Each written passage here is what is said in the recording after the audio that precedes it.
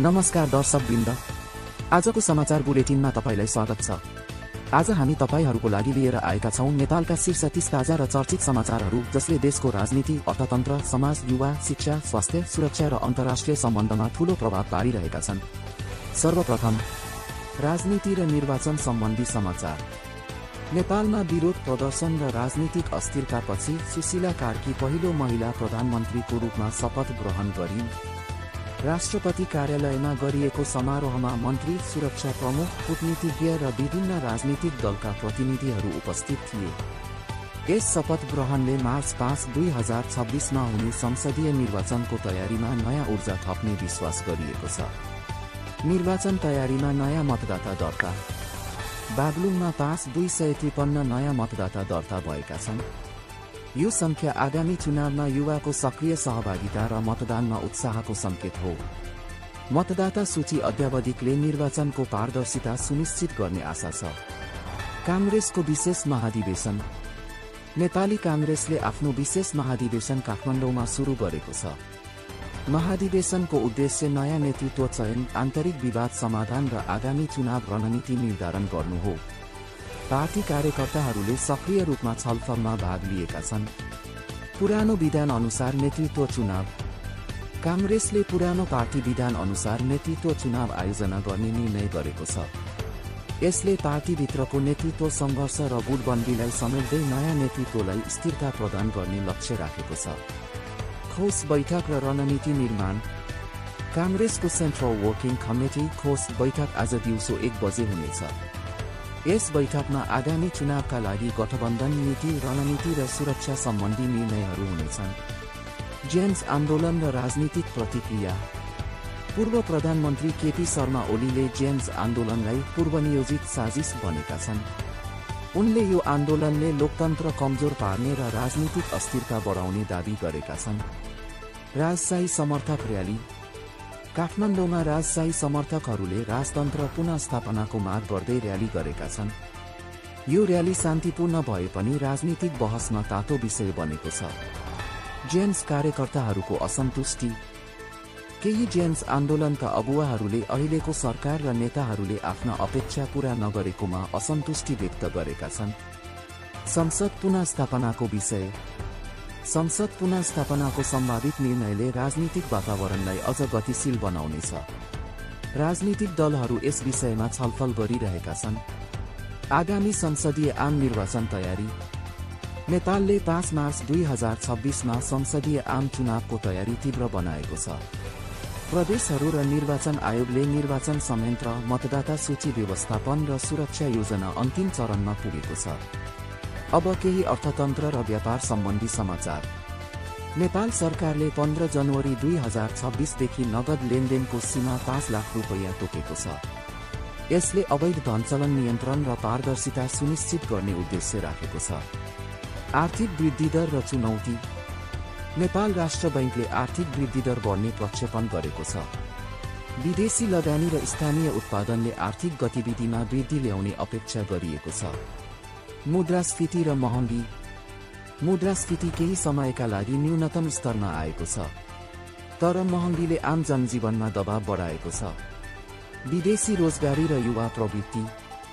बेरोजगारीका कारण धेरै युवा विदेश रोजगारीतिर आकर्षित भइरहेका छन्। यसले घरेलु अर्थतन्त्रमा दीर्घकालीन प्रभाव पार्ने देखिन्छ। बैंक र वित्तीय संस्थाहरू। बैंकहरूको निक्षेप बढेको छ, तर कर्जा विस्तार अपेक्षा अनुसार छैन। यसले आर्थिक गतिशीलता र उद्यमशीलता प्रभावित हुने सम्भावना छ। अब के समाज, स्वास्थ्य र शिक्षा सम्बन्धी समाचार। शिक्षक आन्दोलन। शिक्षकहरूले रोजगार सुरक्षा र शिक्षा नीति सुधारको माग गर्दै प्रदर्शन गरेका छन्। यसले सरकारी विद्यालय प्रणाली सुधार र शिक्षक अधिकारको बहस तातो बनाएको छ। स्वास्थ्य सेवा चुनौती। सरकारी अस्पतालहरूमा भिड, औषधि अभाव र उपकरणको कमी छ। ग्रामीण क्षेत्रमा स्वास्थ्य सेवाको पहुँच अझ सीमित छ। सामाजिक सञ्जाल र डिजिटल स्वतन्त्रता। सामाजिक सञ्जालमा प्रतिबन्ध र त्यसपछिको विरोधले डिजिटल स्वतन्त्रता र अभिव्यक्ति स्वतन्त्रता सम्बन्धी बहसलाई केन्द्रित बनाएको छ। महिला हिंसा र बाल अधिकार। महिला हिंसा, बलात्कार र बाल विवाहका घटनाहरू बढ्दैछन्। सरकारी र गैर सरकारी निकायहरूले कानुनी उपाय र शिक्षा कार्यक्रम अघि बढाइरहेका छन्। वातावरणीय चुनौती। काठमाडौँको हावा प्रदूषण, बाढी र पहिरोको जोखिम, जलवायु परिवर्तन र कृषि सङ्कटले सामाजिक जीवनलाई असर गरिरहेका छन्। अब केही खेलकुद सम्बन्धी समाचार। महिला क्रिकेट तयारी सिरिज। नेपाल महिला क्रिकेट टिमले T20 तयारी सिरिज खेलेको छ। यो एक्स महिला T20 वर्ल्ड कप 2026 को तयारीका लागि महत्त्वपूर्ण अभ्यास भएको छ। फुटबल प्रतियोगिता। स्थानीय फुटबल प्रतियोगिता र राष्ट्रस्तरीय प्रतियोगिताहरू लगातार आयोजना भइरहेका छन्। यो खेलकुद विकास र युवा प्रतिभा पहिचानमा महत्त्वपूर्ण भूमिका खेलेको छ। खेल पूर्वाधारको अभाव। उद्योग र खेलकुद पूर्वाधारको कमीले खेलाडीको विकासमा बाधा पुर्याएको छ। खेलकुद नीति सुधार। सरकारले खेलकुद नीति सुधार र खेलकुदको लागि बजेट वृद्धि गर्ने योजना अघि बढाएको छ। अब केही अन्तर्राष्ट्रिय समाचार। भारत नेपाल सीमा सुरक्षा सहयोग। भारतीय अभियुक्त नेपालमा लुकेको प्रकरणले सीमा सुरक्षा र दुवै देशको सहकार्यमा नयाँ कदम चाल्ने आवश्यकता देखाएको छ। अमेरिकी भिसा रद्द। अमेरिकी सरकारले 100,000 भन्दा बढी व्यक्तिहरूका भिसा रद्द गरेको छ, जसले अध्ययन, रोजगार र बसोबासमा प्रभाव पार्नेछ। कूटनीतिक सम्बन्ध र व्यापार। नेपालले भारत, चीन र अन्य देशसँग व्यापार, सुरक्षा र कूटनीतिक सम्बन्ध सन्तुलित राख्ने प्रयास गरिरहेको छ। पर्यावरण संरक्षण सम्बन्धी अन्तर्राष्ट्रिय सहयोग। नेपालले बाढी, पहिरो र जलवायु परिवर्तनको जोखिम कम गर्न अन्तर्राष्ट्रिय निकायसँग सहकार्य गरिरहेको छ। सडक यातायात र सुरक्षा सम्बन्धी समाचार। सडक दुर्घटना र यातायात सुरक्षा। पहिलो 6 महिनामा 233 जनाको मृत्यु सडक दुर्घटनामा भएको छ। सडक सुधार, ट्राफिक नियम पालन र सुरक्षा जागरुकता अभियान सञ्चालन भइरहेको छ। गैर-कानुनी उत्खनन रोकथाम। नदीजन्य बालुवा र ढुङ्गा उत्खननमा रोक लगाइयो। यसले वातावरणीय संरक्षण र कानुनी नियम पालनमा योगदान पुर्याएको। दर्शकवृन्द, अब पालो रहेको छ केही ट्रेन्डिङ समाचारहरूको। नेपालको अटोमोबाइल बजारमा एक नयाँ र अनौठो प्रविधि भित्रिने तयारीमा छ। चीनको डिपल कम्पनीले निर्माण गरेको DV07 ट्रान्सफर्मर एड नामक इलेक्ट्रिक गाडी नेपाल भित्रिने तयारीमा रहेको छ। यो गाडीको सबैभन्दा ठूलो विशेषता भनेको एकै बटन थिच्दा प्रिमियम सबबाट पिकअप ट्रकमा परिवर्तन हुन सक्नु हो। यात्रु प्रयोजनका साथै व्यावसायिक प्रयोगलाई समेत लक्षित गरिएको यस गाडीमा आधुनिक टेक्नोलोजी, लामो रेन्जको ब्याट्री, स्मार्ट ड्राइभिङ सिस्टम र आकर्षक डिजाइन रहेको बताइएको छ। विशेषज्ञहरूका अनुसार यस्तो प्रकारको ट्रान्सफर्मर हुने EV नेपालमा पहिलो पटक भित्रिन लागेको हो, जसले विद्युतीय सवारीको प्रयोगलाई अझ लोकप्रिय बनाउने अपेक्षा गरिएको छ। समाचार 2। गगन थापा जेन्स आन्दोलन नेपालको राजनीतिमा ऐतिहासिक मोड। नेपाली काङ्ग्रेसका महामन्त्री गगन थापाले हालै भएको जेन्स आन्दोलनलाई नेपालको राजनीतिमा ऐतिहासिक मोडको रूपमा व्याख्या गरेका छन्। उनका अनुसार यो आन्दोलन अराजक वा क्षणिक नभई युवा पुस्ताको सचेत सहभागिताबाट जन्मिएको नयाँ राजनीतिक चेतनाको सङ्केत हो। गगन थापाले युवाहरूको आवाज, विचार र सहभागिता अब राज्यका नीति निर्माणमा गम्भीर रूपमा समेटिनुपर्ने आवश्यकता औल्याएका छन्। राजनीतिक विश्लेषकहरू भन्छन् जेन्सको सक्रियता आगामी दिनमा नेपालको राजनीतिमा ठूलो परिवर्तन ल्याउन सक्छ। समाचार 3। अन्तर्विद्यालय बास्केटबल प्रतियोगितामा KMCको विजयी सुरुवात।